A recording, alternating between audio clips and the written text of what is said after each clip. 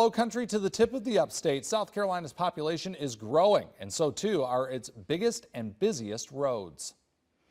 Right now, billions of dollars being spent to do something that many believe is long overdue, adding more lanes to crowded interstates. This is a live look now at I-95 in Jasper County. Our State House reporter Mary Green was there this morning where leaders broke ground on a major portion of that work today.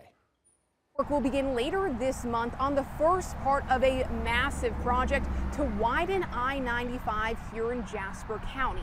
With an estimated cost exceeding $700 million, this is the largest contract in State Department of Transportation history. And work just like it is already happening all across South Carolina.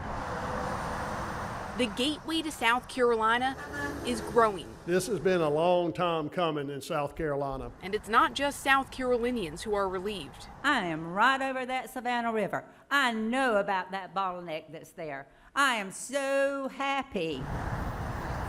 Leaders from South Carolina and Georgia broke ground Thursday on the project to widen the first 10 miles of I-95 into South Carolina from the Georgia border, including the bridge over the Savannah River, adding an additional lane in each direction. Then that work will keep going up I-95, with the state eventually planning to widen it up to where it meets I-26 and down from the North Carolina border. The section of 95 has served us well for decades, but it's time to bring it up to modern standards. I-95 is one of 3 interstates in South Carolina where crews are in the process of adding more lanes, along with I-26 from the Columbia area to Charleston and I-85 in the upstate. Interstates carry about 1/3 of the state's traffic, and South Carolina's Secretary of Transportation says they're the backbone of its economy. In terms of moving people, tourists to our various destinations, moving our residents across the state for jobs, work, whatever it may be.